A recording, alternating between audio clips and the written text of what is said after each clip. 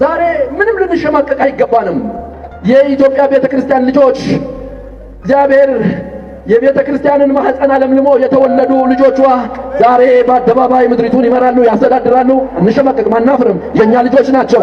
ዛሬ አዋጅ ከሚወጣባቸው መስተዳድሮች ቤተ መንግስቶች ዝማሬ እየፈለቀ ነው፣ ስብከት እየፈለቀ ነው። ስለዚህ ኢየሱስ ይባረክ፣ የትንሣኤው ንጉሥ ይባረክ። ሃሌሉያ። ይህን ንግግር የሰማችሁት አሁን ያለፈው ፋሲካ ቀዳማዊ እመቤት ዝናሽ ታያቸው በተገኙበት ስታዲየም ውስጥ በተደረገ የወንጌላውያን ፕሮግራም ላይ ነው። ይህን ንግግር የሚናገረውን ግለሰብ እንግዲህ ኃላፊነት ሹመት ያለው የቤተክርስቲያን አገልጋይ ነው። ምንም የምንሸማቀቅበት ነገር የለም፣ አናፍርም። ምክንያቱም ቤተክርስቲያን ያፈራቻቸው ሰዎች ቤተ መንግስት ገብቷል፣ ሀገሪቱን እየመሩ ነው የሚል ጠቅለል ያለ ሀሳብ ነው የሚናገረው። አናፍረውና የማንሸማቀቀው ወንጌል ስለማያሳፍርና ስለማያሸማቀቅ ነው እንጂ ጠቅላይ ሚኒስትራችን የፕሮቴስታንት እምነት ተከታይ ስለሆኑ አይደለም፣ ወይም ቤተ መንግስት ውስጥ የፕሮቴስታንት እምነት ተከታዮች በብዛት ስለሚገኙ አይደለም። ወንጌል አያሳፍርም። መጽሐፍ ቅዱስ ሲናገር አላፍርበትምና ያመንኩትን አውቃለሁና ብሎ ሐዋርያው ቅዱስ ጳውሎስ ለመንፈሳዊ ልጁ ለጢሞቴዎስ ይነግረዋል። ያመንኩትን ስለማቅ ነው ማላፍርበት ይላል። ክርስትናን ተቀበለ አልተቀበለ፣ አሳደደ አላሳደደ፣ እምነታቸውን ስለሚያውቁ በዛ ዘመን የነበሩ ክርስቲያኖች ባመኑበት ነገር አያፍሩም እንጂ ቤተ መንግስት ውስጥ ሰው ስላላቸው ስለሌላቸው አይደለም። አሁንም ቢሆን አስረግጠን የምንነግራችሁ ያመንበትን ስለምናቅ፣ ያመነው ክርስቶስ ደግሞ ለዘላለም ሕይወት ተስፋ ስለሰጠን እንጂ ማንም ቤተ መንግስት ውስጥ ስለገባና ስላልገባ አይደለም። ቀዳማዊ እመቤቲቱም ቢሆኑ በቦታው ላይ የተገኙት እንደ አንድ የፕሮቴስታንት እምነት አገልጋይና አማኝነታቸው እንጂ በቤተ መንግስት ውክልና አይደለም። ይህንን ደግሞ ጠቅላይ ሚኒስትር አብይ አህመድ አስረግጦ እናንተ በተሰበሰባችሁበት ቦታ ላይ ነግሯቸዋል። ይሄ መንግስት የብልጽግና መንግስት እንጂ የፕሮቴስታንት መንግስት አይደለም ብሎ ይህንን ስሙት እስኪ። አሁን ያለው መንግስት አንደኛ የፕሮቴስታንት መንግስት አይደለም፣ የኢትዮጵያ መንግስት ነው። 14.5 ሚሊዮን አባል ያለው ብዙ እስላሞች፣ ብዙ ኦርቶዶክሶች፣ ብዙ ጴንጤዎች፣ ብዙ የማያምኑ ሰዎች ያሉበት ነው። ለምሳሌ ፓርቲያችንን እኔ እናንተ አካባቢ ነኝ፣ ምክትል ኦርቶዶክስ ናቸው፣ ሌላው ምክትል ሙስሊም ናቸው። በጋራ ነው ፖሊሲ የምናወጣው። የተለየ ባለቤት ለመሆን ማትሞክሩ፣ የተለየ ደጋፊ ነንም አትበሉ። ከእናንተ ውስጥ እንደ ዜጋ ይሄ ራዕይ ይጠቅመኛል ይፈለገናል ያልፈለገናል መብቱ ነው። እንደዛ ብለው የሚያስቡ ሰዎችም ትክክል አይደሉም። በእምነት ቦታ ላይ የፖለቲካ አመራሮች ሲገኙ እንደ ምእመን ነው መሆን ያለባቸው እንጂ እንደለመዱት መድረክ የሚሻሙበትና ዲስኩር የሚያደርጉበት ከሆነ ይበላሻል። የሄዱ ዲስኩር የሚያደርጉ ፖለቲከኞች ያ መድረክ ለነሱ የተገባ አይደለም፣ አይመጥኑትም። መድረኩ ራሱ እዚህ ጋር እንደምናገረው ሁሉ አንተ ጋር ስመጣ አንተ ነህ የሚገባ የተቀባው ለዛ እንጂ አይደለም። ከባለቤቱ ያወቀ ምንድነው እንደሚለው አበው ቤተ መንግስት ውስጥ እኛ ነን ያለነው ብሎ መመጻደቅ ስጋዊነት እንጂ መንፈሳዊነት አይደለም። የሚመካ ቢኖር በእግዚአብሔር ይመካ ይላል መጽሐፍ ቅዱስ። በተለይ አሁን ያለችው የፕሮቴስታንት ቤተክርስቲያን በጣም መጠንቀቅ ያለባት የትኛውም መንግስት ቢመጣ ሰፖርቲቭ መሆን እንዳለብን መጽሐፍ ቅዱስ ይናገራል። ግፍን፣ ስቃይን፣ ግድያን ምናምን ሳይሆን ልማትን፣ መልካም ነገርን፣ ደግ ነገርን ቤተክርስቲያን እንደ ቤተክርስቲያን መጽሐፍ ቅዱስ ለበላይ ባለስልጣናት ተገዙ ታዘዙ ስለሚል ለበላይ ባለስልጣናት መታዘዝ መጽሐፍ ቅዱሳዊ ነው። መታዘዝ አለብን። ከየትኛውም ጨለማ ጋር፣ ሞት ጋር፣ አመጽ ጋር ቤተክርስቲያን በዘመናት መካከል መስማማት አለባት ብዬ አላስብም። ከዛ ባለፈ ግን ቤተ መቅደስ ከቤተ መንግስት ጋር ሲደገፍ ፖለቲካ በሃይማኖት ተፈርሾ ሲሆን ዓለም ላይ ትልቅ ስጋት ነው የሚሆነው። ምክንያቱም ራሱን ችሎ ፖለቲካ ሳይንስ ነው። እኛ ሀገር አፍሪካ ውስጥ ትንሽ ብሔርተኝነቱ ምኑም ስላለ ራሱን የቻለ ትርኪ ምርኪ በቃ ድብልቅልቅ ያለ ነገር ቢኖረውም ራሱን ችሎ በጣም ያስጠላ ነገር ቢኖረው ሳይንስ ነው ፖለቲካ። እሱን ለባለሙያዎቹ ለባለ ጉዳዮቹ እንተወላቸዋለን፣ አይመለከተንም። ነገር ግን ቤተክርስቲያን አሁን ባለችበት በዚህ ሰዓት ላይ ከቤተ መንግስት ጋር መለጠፏ ከጥቅሟ የበለጠ ጉዳት ይኖረዋል። የመጀመሪያው ነገር ራሱ በአመራር ላይ ያለው የብልጽግና መንግስት ወይም የብልጽግና ፓርቲ ዋና ሊቀመንበር የሆኑት ጠቅላይ ሚኒስትር ዶክተር አብይ በግልጽ ይሄ መንግስት የጴንጤ መንግስት አይደለም ብለው በግልጽ ተናግረዋል። ስለዚህ የምትለጠፉ ሰዎች ሳይፈለግ እንደምትለጠፉ ማሳያ ነው።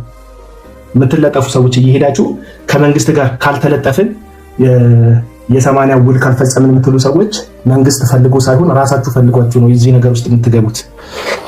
የኢትዮጵያ መንግስት ነው 14.5 ሚሊዮን አባል ያለው መንግስት አንደኛ የፕሮቴስታንት መንግስት አይደለም፣ የኢትዮጵያ መንግስት ነው። 14.5 ሚሊዮን አባል ያለው ብዙ እስላሞች፣ ብዙ ኦርቶዶክሶች፣ ብዙ ጴንጤዎች፣ ብዙ የማያምኑ ሰዎች ያሉበት ነው። ለምሳሌ ፓርቲያችንን እኔ እናንተ አካባቢ ነኝ፣ ምክትል ኦርቶዶክስ ናቸው፣ ሌላው ምክትል ሙስሊም ናቸው። በጋራ ነው ፖሊሲ የምናወጣው። የተለየ ባለቤት ለመሆን ማትሞክሩ፣ የተለየ ደጋፊ ነን አትበሉ። ከእናንተ ውስጥ እንደ ዜጋ የራዕይ ተቆኛ ቤት ይፈልገናል አልፈለገናል መብቱ ነው። እንደዛ ብሎ የሚያስቡ ሰዎችም ትክክል አይደሉም። በእምነት ቦታ ላይ የፖለቲካ አመራሮች ሲገኙ እንደ ምእመን ነው መሆን ያለባቸው እንጂ እንደለመዱት መድረክ የሚሻሙበትና ዲስኩር የሚያደርጉበት ከሆነ ይበላሻል። የሄዱ ዲስኩር የሚያደርጉ ፖለቲከኞች ያ መድረክ ለነሱ የተገባ አይደለም፣ አይመጥኑትም። መድረኩ ራሱ እዚህ ጋር እንደምናገረው ሁሉ አንተ ጋር ስመጣ አንተ ነው የሚገባ የተቀባው ለዛ እንጂ አይደለም። በሄድኩበት ሁሉ ባህል ባለበት ሁሉ ምልክት እያሳየኝ ነው። የምሰማችሁ ከሆነ እቺ የቲክቶክን ሳይን ስጡኝ ባካችሁ። ሊዘጋብኝ ነው እንደባለፈው።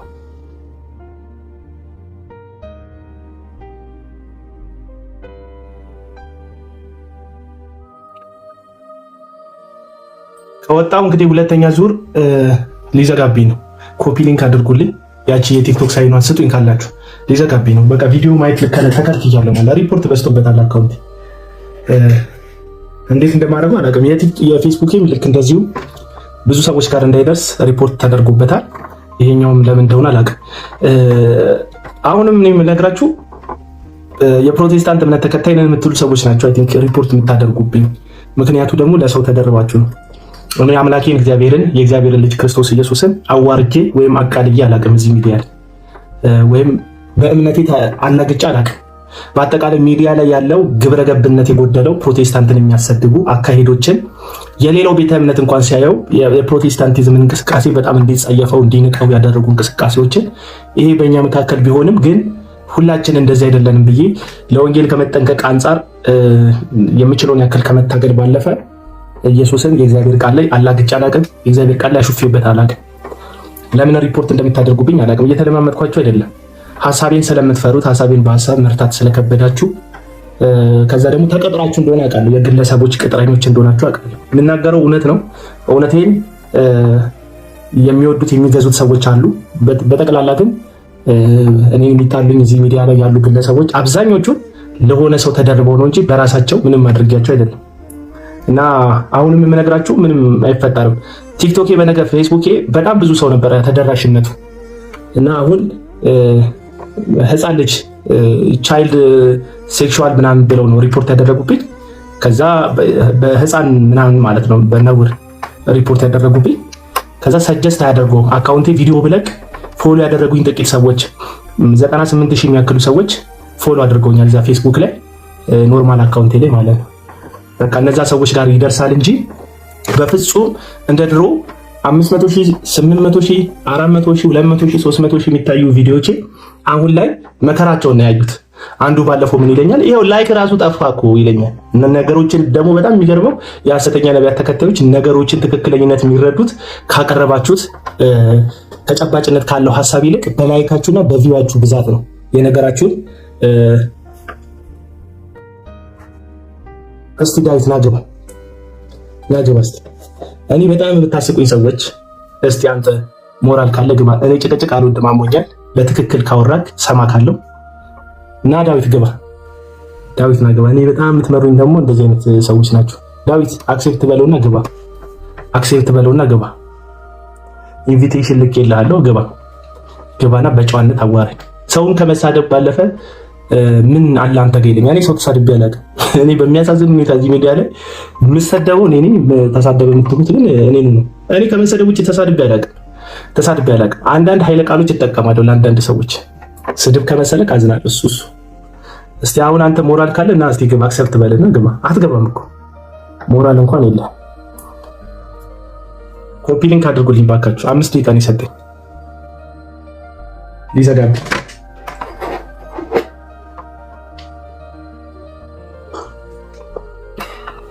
ነገራችኋል። አዲስ የገባችሁ እንደ ዮኒ ማኛ ጃም ላደርግባችሁ አይደለም።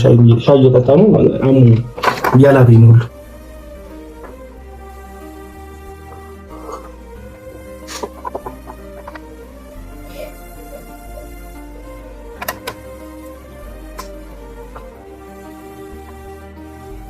እና እኔ አሁን የገባሁት አሁን የገባሁት ይህንን ምስኪን ማህበረሰብ በተለይ ገጠር ውስጥ ያለው ኢትዮጵያዊ ማህበረሰብ ከጎረቤቱ ጋር መልካም የሆነ መስተጋብር እንዳይኖረው እያደረጋችሁት ነው። እባካችሁ ማይክ ስትጨብጡ የምትቀባጠሩ ሰዎች፣ አሁን ባለፈው የአብያተ ክርስቲያናት መሪ ሆነ በጻድቁ ቦታ የተሾምከው ወንድማችን በእንደዚህ አይነት እንትን ከኋላ ክብርት እመቤቲቱ ዝናሽ ታያቸው ከኋላ ስለመጡ ፕሮግራሙ ላይ ስለተገኙ ምን ሞቅታ እንደተሰማ ካላቅም እንጂ ቤተክርስቲያን አፍርታለች፣ አንሸማቀቅም፣ ባለስልጣኖች ቤተመንግስት የኛ ሰዎች ናቸው ያሉት ምናምን ያልከው ትክክል አይደለም። አንዳንድ ሰዎች ትፈራላችሁ። እኔ ይሄ ሀሳቤን እርግጠኛ ነኝ የምነግራችሁ ዶክተር አብይ የሚቃወመው ሀሳብ አይደለም። መለየት አለበት። ቤተክርስቲያንና ቤተ መቅደስ የተለያዩ ናቸው። አለቀ። ስህተት ይኖራል፣ የፖለቲካ አፈጻጸም ላይ ትክክልም ይኖራል። ገባ? ስህተቱም አሁን ለትክክሉ ባለድርሻ የምትሆኑ ብቻ የሚመስላችሁ ሰዎች ለስህተቱም ተጠያቂ ነው የምትሆኑት። እኔ እንኳን የፖስተትኩት ቪዲዮ ላይ የምንገደለው በእናንተ ነው የሚሉ ሰዎች አሉ። ምንም ግድያም ካለ ማዳንም ካለ ልማትም ካለ ችግርም ካለ የፖለቲካ አፈጻጸም ነው እንጂ ምን የሚመለከተን ጉዳይ የለም። እኔ ፕሮቴስታንት ነኝ። ምንም ማዋጥ ይቻላል። ቀበሌ ሄጄ ወረዳ ሄጄ እንኳን መሰለፍ የሚመረኝ ሰው ነኝ። እንዲህ መስሪያ ቤቶች ሄጄ እንኳን ጉዳይ ለመጠየቅ በጣም የሚደብረኝ አይነት ሰው ነኝ። ምክንያቱም በቃ ከዚህ በፊት የነበረው ስርዓትም ላይ ምናምን ትራማ አለብኝ። መንግስት መስሪያ ቤት ውስጥ የሚኖሩ ሰዎች ሰው ሲያመናጭቁ ምናምን ተመልክቼ ነው የኖርኩትና አሁን ጥሩ ይሁኑ አይሁኑ እንኳን አላውቅም። በፍጹም ከብዙ ነገር ከብዙ ሲስተም ራሴን አግድዬ የምኖር ነፃ ኢትዮጵያዊ ነኝ። በባለስልጣን አልታመንም። የባለስልጣን ስልኬ ላይ ሴቭ አድርጌ አላስፈራራም። የባለስልጣኖች ፎቶ እየተነሱ ከአብይ ጋር መሳ ለመሳ ፎቶ የሚነሱ አሉ። አሁን ሰለሞን ውሃ ጠጡ የምትሉት ሰው ከአብይ ጋር ሁልጊዜ እሱ በዚህ ጋር አብይ በዛ ጋር በፎቶሾፕ ተደርገው እርግጠኛው የምነግራችሁ ጠቅላይ ሚኒስትሩ ይህን ነገር ሲያዩ አይመቸውም። አንድ አሁን የሸመጠጠኝ አንድ ጎዶሎ ነበረ እዚህ ቲክቶክ ላይ በልብ ቅርጽ ውስጥ አድርጎ የድሮ ባለትዳር አልበም ላይ የምታዩታላ ባልና ሚስት በሁለት ልብ ቅርጽ እዚህና እዚህ እንደሚሆኑት እንደዛ አድርጎ እኔንና አማን ሻሎምን አድርጎ ፕሮፋይል አድርጎን ነበር። አሁን እንደዚህ ሊከተክተኝ፣ አሁን እንደዚህ አጥንቴ ሊግጠው፣ ያኔ በጣም አፍቃሪ ሊመስል ማለት ነው። ከዛ አረባ ከባካ አንተ ሰውዬ እኔ የተከበርኩ ባለትዳር ነኝ፣ እኔና አማን ሻሎም ወዳጅ የቲክቶክ ወዳጆች ነን እንጂ በትዳር እኮ አይደለም የተጣመር ነው። የምን ቀለበት ውስጥ ነው ፎታችንን ቁጭ ያደረገው? ከዚህ ቀለበት ውስጥ አውጣኝ ብዬ ነገርኩት። እንግዲህ ባለስልጣን ይሁን ትልቅ ፖዚሽን ላይ ያለ ሰውዬ ፎቶውን እየተጠቀምክ በፎቶ ስታስፈራራበት ደስ ሊሰኝብህ አይችልም። በቃ ድርቅ ብለህ አይነን እንደዚህ እንትን ብለህ 24 ሰዓት ስለነሱ ጥሩ ማውራት ከነሱ ጋር በጣም ቤተሰብ እንደሆንክ እንዲመስል በማድረግ ሰዎችን አቢዩዝ ለማድረግና የራስን ገጽታ ለመገንባት እንጂ እርግጠኛውን የማወራው አዳነች አቤቤ ስለኔ ስበክልኝ አላለችም። እሷ ክርስቶስ ኢየሱስ አይደለችም እኮ። አዳነች አቤቤን አሰብክ ከሰበክ የናዝሬቱ ጌታ ኢየሱስን ስበክ እንዴ ቁጭ ብሎ ይሰብከናል። እሳቸው እኮ ማለት ምናምን ብሎ ማለት እንዴ መንግስት እኮ ሲስተም እኮ ነው፣ ስርዓት እኮ ነው። ገባ? ሲስተም ውስጥ ደግሞ አመራሮች አሉ። ከዛ ከአመራሮች በታች ደግሞ ንዑስ አመራሮች አሉ። እስከታች እስከ ሰፈር ድረስ የሚወርድ ራሱን የቻለ ቼን ያለው ስርዓት ነው መንግስት። ገባ? ኢኮኖሚ ውስጥ አለ፣ ባህል ውስጥ አለ፣ አስተዳደር ውስጥ አለ፣ የተለያየ ነገር ውስጥ ያለ ቼኑን ጠብቆ ተዋረዱን ጠብቆ የሚሄድ ስርዓት ነው። ገባ? ለማደጉም ለመቀጠሉም ለመዳከሙ የእያንዳንዱ ቼን አስተዋጽኦ ራሱን ተደማምሮ ነው ውጤቱን ጥሩ ከመጣ የሚመጣ መጥፎም ከመጣ የሚመጣ እንጂ የአንድ ግለሰብ የአንድ ሰዎች ጉዳይም አይደለም። እና አጉል ጭብጨባ ጥሩ አይደለም። ከእንቅልፍ እየነቁ ስብሰባ ላይ ከእንቅልፍ እየነቁ ስብሰባ ላይ የሚያጨበጭቡ ሰዎች ማለት ነው። እና ለጥሩ የሚጨበጨብ መስሎ ለመጥፎ ጊዜ ሲጨበጨብ ተነስተህ ልታጨበጭብ ትችላለህ። እና ነቅተህ መከታተል አለብህ። እና እኔ ደግሞ እውነተኞቹ ሰዎች በነገራችን ላይ እንደዚህ መጥተው ምናምን ነገር አያወሩ። ትክክለኛ ፖዚሽኑ ላይ ያሉ ሰዎች እዚህ ሚዲያ ላይ ሲዝረከረኩ አታገኟቸው። አንዱ ሰለሞን ውሃ ጠጡ በነገራችን ላይ በጣም ብዙ ቪዲዮ ሰርቶብኝ ያውቃል። በቃ ወዳጆች ይሰማችኋል። ሊዘጋብኝ ነው። በቃ አፒል ኖት አፕሩቭድ ብሎኛል። አፒል ኖት አፕሩቭድ ብሎኛል። ኦኬ ካልኩት ይሸኘኛል። ሄደ ወደ ሪስትሪክት ሄደ እግዚአብሔርን አምኖ ሲስተሙን ካደ።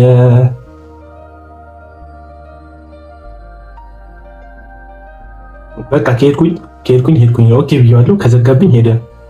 አንተ ወንዴ ታመላለሳቸው የለ እንዴ? ተቀቡ ለምድሪቱ የተቀቡ የእግዚአብሔር ሰዎችን ከድህነት ያላወጡንን ከጉስቁልና ያላወጡንን የእግዚአብሔር ሰዎች እያየሁ ከአጥንትን ሐዋሳ ስታዲየም ውስጥ በቃ በጣም ነው ታመላልሳቸው። አንተ እኔ ታውቃለህ እኔ ታውቃለህ በጣም አሽቃብጬ ስለጨረስኩ ነው አሽቃባጮችም አልቀበል። በስመ አብ እኔ ለዮናታን አክሊሉ እንዳሸበሸብኩ ማን አሸብሽቧል? እስካሁን እኮ አሸባሸብ የሚችለኝ ሰው የለም። በነገራችን ላይ ገና እዚህ ከጭሰት ነበር የመጣሁት። አላውቅም ማሸብሸብ ራሱ ምን እንደሆነ አላውቅም። አዲስ ሆኖብኝ ነው መሰለኝ ማሸብሸብ። በቃ ዘራችሁ እንደዛ ያሸብሽብ በቃ አሸበሸብኩ ማለት እኔ ገና ከሱስ አይኔን ስገልጥ ያየሁት እሱ ስለሆነ በቃ እንትን መሰለኝ እባቡ የእርግቧ ቤት እንደገባ የተፈለፈለ ጫጩት እባቡ እናቱ ትመስሏለች እኮ ታውቃላችሁ አይደል? እባቡ እንደምንም ታጥመልምሎ ጎጆ እንደደረሰ የተፈለፈለው እንቁላል የመጀመሪያ ያያት እባቧን ከሆነ እናቱ ነው የምትመስለው። እኔም እንደዛ ነው የሆነብኝ። የመጀመሪያ ከሱስ አይኔ ስገልጥ ያየሁት ዮናታን አክሊሉ ነውና ጎጆ መልአክ ነው መሰለኝ። ቀንከን አልባ ንጹህ ክንፉን ቀጭቶ እዚህ እንትን ውስጥ ሱፍ ውስጥ ደብቆ የሚንቀሳቀስ በአስፈላጊ ሰዓት ሱፋን ወለቅ እያደረገ መታ አድርጎ ክንፉን እነ ኪሩቤልና እነ ሱራፌል ጋር ደርሶ የእግዚአብሔርን ሚስጥር እዛው ቅድስተ ቅዱሳን ሄዶ አዳምጦ በረር ብሎ እኛ ሳናየው ሱፉን አድርጎ የሚቀላቀል ነበር የሚመስለኝ።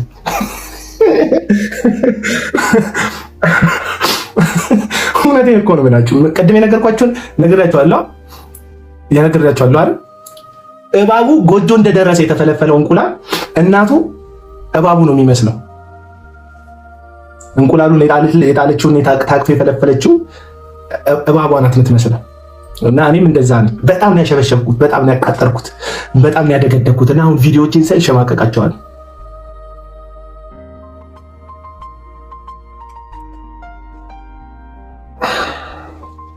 እና አታሸብሽቡ ለማለት ነው። አታሸብሽቡ። መንግስትን ትወዳለህ? ግብር ከፋይ ሁን፣ ጠንካራ ሰራተኛ ሁን። አለቀ በቃ። ግብር ከፋይ ሁን። ኢትዮጵያ በጣም ብዙ ስራ የሌላቸው ወጣቶች አሉ። ለነዛ ወጣቶች ስራ ፈጠርና ስራ ሰጣቸው። መንግስትን ትወዳለህ? ቲክቶክ ላይ መታታደነቁራል። ልማቱን ምናምን ማስቀጠል ትፈልጋለህ አይደል? ትልቅ የሱቅ ክፈት። 4-5 ማርኬቲንግ የተማሩ ልጆች አሉ። ቅጠራቸው፣ አሰራቸው። ቢዝነስ ራን አድርግ። አገር መውደድ ማለት እንደዛ ነው። አገር መውደድ የሚተረጎሙ ሱቅ በመክፈት ድርጅት በማቋቋም እርሻ ቦታ ሄደ ጠይቀ ተቀብለ በእጅ አዙር በዘር ማንዘር ምናምን ሄደ ሳይሆን በፊት ለፊት በጽድቅ ሄደ ከዛ ግብር ከፋይ ስትሆን ገባ ልማት ይለማልኛል ምናምን ስትል ኢትዮጵያን ትወዳለህ፣ መንግስትህን ትወዳለህ። ከዛ ባለፈ ግን ቲክቶክ ላይ የመጣ የአዳነች አቤቤን ፎቶ በግራ የጠቅላይ ሚኒስትሩ ፎቶ በቀኝ ማድረግ ከነዛ ፎቶዎች የሚገኝ ትሩፋት ፈላጊ ወይም በነዛ ፎቶዎች በኩል የሆኑ ሰዎች ላይ ተጽዕኖ ለመፍጠር መፈለግህን እንጂ የሚያሳየን በፍጹም ሀገርህንም ሰዎቹንም እንደማትወዳቸው ምስክር ነን። እነሱ በራሳቸው ፎቶ ያልተጠቀሙትን ያክል አንተ በእነሱ ፎቶ ለመጠቀም እያሰብክ እንደሆነ ነው ያሳየቀ።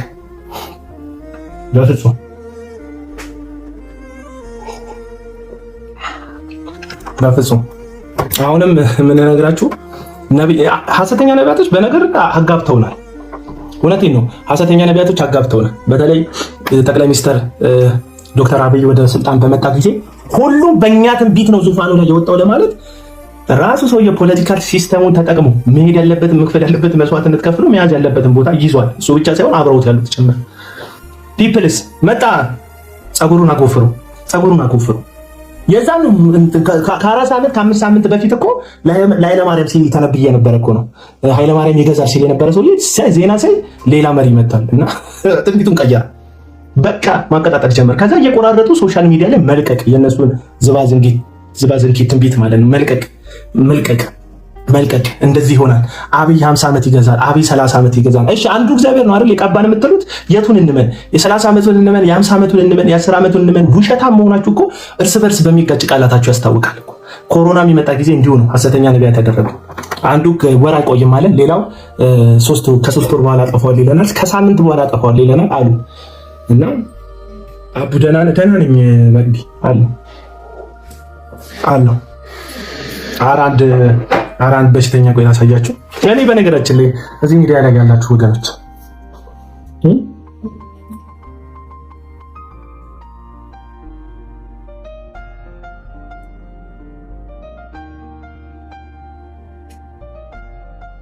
አንድ ታማሚ ላሳያችሁ እስቲ። ሰበር ከዚህ ጉዳይ ጋር ይገናኛል። በነገራችን ላይ በጣም ደግሞ በጣም የሚያሽቃብጡ ሰዎች አሉ። በጣም የጠቅላይ ሚኒስትሩ ባለቤት ቀዳማዊት እመቤት ዝናሽ ታያቸው ይዘምራሉ። በነገራችን ላይ በስልጣንም ከመውጣታቸው በፊት አልበም ነበራቸው። ስለዚህ ስልጣን ላይ ሲሆኑ ሌላ አልበም ማውጣታቸው እግዚአብሔርን እናመሰግናለን። ማንም ሰው አልበም ቢያወጣ ጥሩ ነው። መዝሙሩን ስላልሰማሁት እንደዚህ ብዬ ሂስ መስጠት አልችልም። ግጥሙና ዜማው እና እግዚአብሔር በጣም ፕሪቪሌጅ የተደረገለት አስመሰላችሁ። በጣም በቃ ለእግዚአብሔር ውለታ የተዋለለት አስመሰላችሁ። በነገራችን ላይ ከአመድ ላይ የተነሳ ታሪክ ያለው እንደኔ ምስጋና አለኝ የሚል ካለ የቆመልኝ ከጎኔ ክብሬን ስሜን ብጥልለት እንዲህ አትበሉኝ ለጠላቴ የከፍል የእሱ ውለታ አለብኝ የሚል መዝሙር አለ። ይህ መዝሙር ሲከፈት ሁላችን እንደምንነካው ቀዳማዊት እመቤቷ ይነካሉ። ምክንያቱም ከአመድ ላይ ያላነሳን ማናችንም የለንም። በፊቱ ተገብቶን የቆምን ማናችንም የለንም። ጠቅላይ ሚኒስትር ሚስቱን ራስ ጠቅላይ ሚኒስትሩ ሁን፣ ጀነራሉ ልትሆን ትችላለህ፣ ምክትሉ ልትሆን ትችላለህ፣ የክልል አስተዳዳሪ ልትሆን ትችላለህ። በክርስቶስ ኢየሱስ አምኜ የዘላለም የህይወት መዝገብ ላይ ስሜ ተጽፏል ካልክ ማናችንም መስፈርት አሟልተን የእግዚአብሔር ልጆች አልሆንም፣ ወይም በስልጣናችን በኩል እግዚአብሔር አቀን። ሁላችንም የአዳም ቤተሰቦች ነን። ሁላችንም እግዚአብሔርን በኃጢአታችን አሳዝነን ወድቀናል፣ ጠፍተናል። ሊያድነን አንድ ልጁ ሰጥቶናል። አለቀ በቃና የሆኑ ቪዲዮዎች እያየሁ ፕሪቪሌጅ እንደተደረገ የሆነ በቃ ለእግዚአብሔር ውለታ እንደተዋለለት አይነት ነገር አረባት። እድለኞች ነን። የልዑሉ አምላክ ዘማሪዎች መሆናችን በፊቱ ስሙን መጥረታችን የእድላችን መጠን ነው የሚያሳየው። እግዚአብሔርን ነው ብላችሁ ዛሬ መዝሙር የከፈታችሁ ኦርቶዶክሳውያን እዚህ ውስጥ ብትኖሩ፣ ፕሮቴስታንቶች ብትኖሩ በጣም እግዚአብሔርን ስለምትወዱት እንዳይመስላችሁ። እግዚአብሔር እድል ስለሰጣችሁ ነው።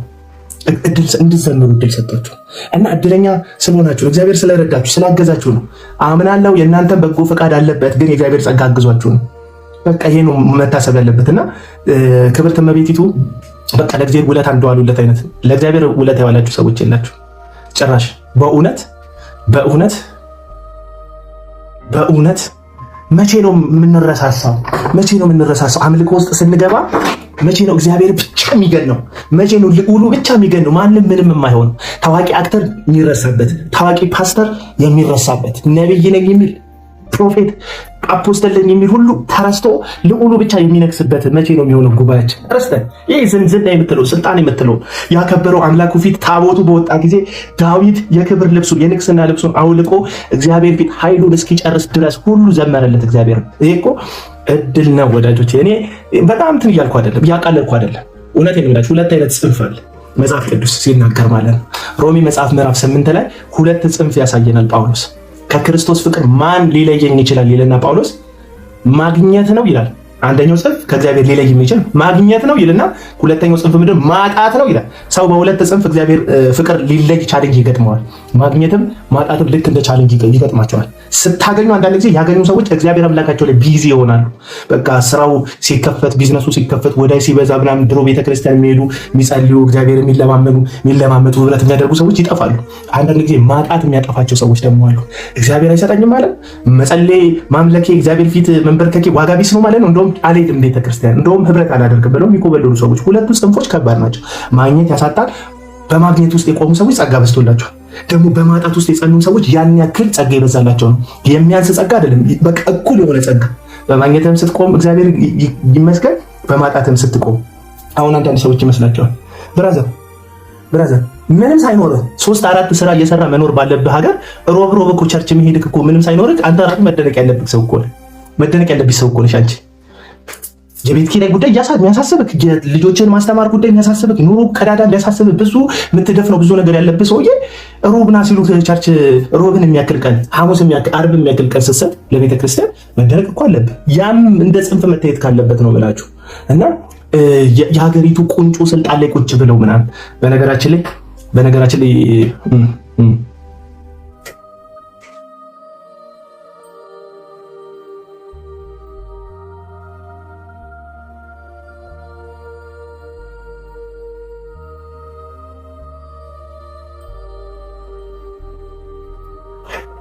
ለሰማዩ ለዝናብ ዝቅታ የዝቅታው ዝቅጠት አናታችን መታ የሚል አንድ ጽሑፍ ነበር ድሮ የጻፍኩት። አሁን ረስቼዋለሁ። በትክክል በለው። ለሰማዩ ለዝናብ ዝቅታ የዝቅታው ዝቅጠት አናታችን መታ እና ዝናብ በጣም ሲዋረድ መጨረሻ መጥቶ የሚደበድበው የሰውን ጭንቅላት ነው። የእግዚአብሔር ዙፋን በጣም ከፍ ያለ ነው። ኢምንት ነው። ኢትዮጵያ ውስጥ ያለ ስልጣን፣ አሜሪካ ያላት ስልጣን፣ ራሽያ ያላት ስልጣን፣ ቻይና ያላት ስልጣን እግዚአብሔር ፊት ኢምንት ነው በነገራችን ላይ። እና የትኛውም የስልጣን ማማ ላይ ሆነ እግዚአብሔርን እያመሰገንከው ከሆነ አንተ እድለኛ ነህ። እግዚአብሔር አይደለም እድለኛ። አንተ ታድለሃል በጣም እና የጠቅላይ ሚኒስተሩ ባለቤት እድለኛ ናቸው። እግዚአብሔር አይደለም እድለኛ፣ እሳቸው እድለኛ ናቸው። በእውነት እሳቸው እድለኛ ናቸው እና ለእግዚአብሔር ውለታ እንደተዋለለት አታስመስሉት።